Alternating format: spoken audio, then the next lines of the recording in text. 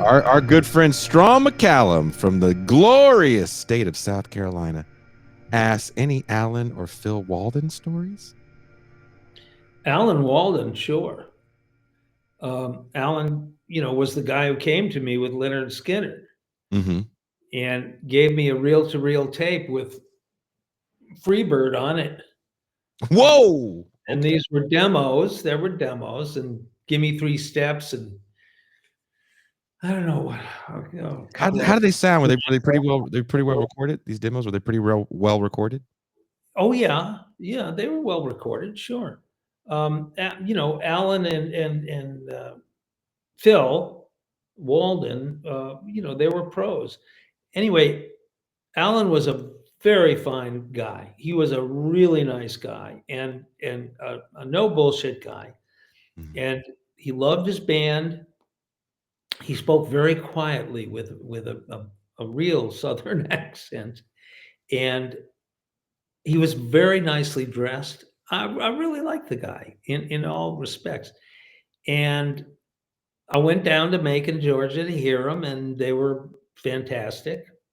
Um, I went back to New York and I told my boss he had to come see him Mm-hmm. because I wasn't permitted to sign bands on my own at that time.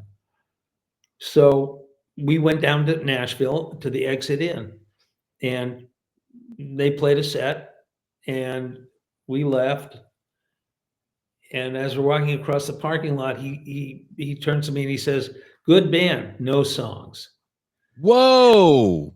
That was it. Then he was a good guy. He was a smart guy, but he wasn't a rock and roll guy. So that's what happened there. I'm And first. Alan went on. They did fine. I mean, Al Cooper saw him probably about almost a year later, and and signed them. Uh, and I'm glad it was Al. He's a great guy. Um, that was it. That was Um, it. They went on to to be very successful, and well, then I signed Molly Hatchet after them. the Skinner-esque. Huh? Yes. Look, I want to ask you this before we move on to more of your producing, because I find this what you blew everybody's minds on Whitney Houston. I just want you to know that. I would Yeah. love to hear I wish I could have been a fly on the wall when you brought in Kiss. What were Well, you like? I got these guys. They got makeup. They play rock and roll. They were like, yeah. if you don't get that shit out of our face, Tom, Yeah. the goofy clown show you bringing in here, god damn it. Is that Well, the smart guy again? yeah. There was a. They were originally Gene and Paul were in a band called Mhm. Wicked Lester. Yes. It was a good band, pop band.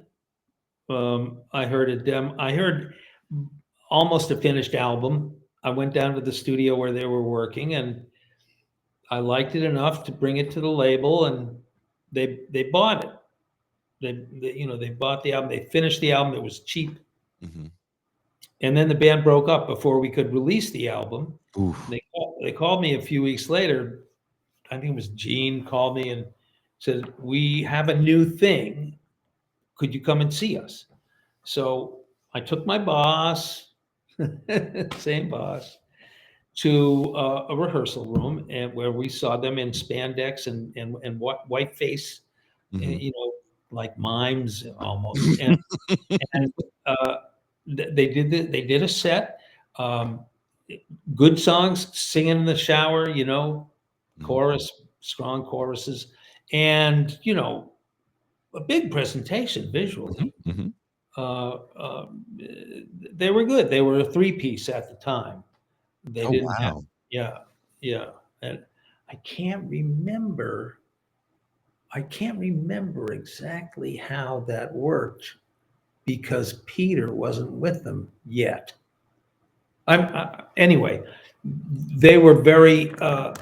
They were good. We went back down the stairs to the street, and my boss turned to me and said, "What the fuck was that?" That was it. I wasn't laughing.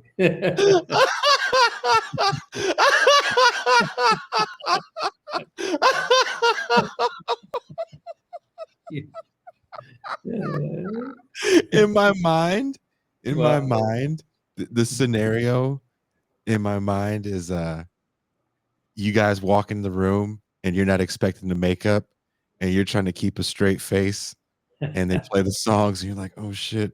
And you get the what the fuck is this? And then you run back and like, hey guys, uh the mime thing, can we just get rid of the makeup and you guys just be regular dudes? You might get a deal if you're regular dudes.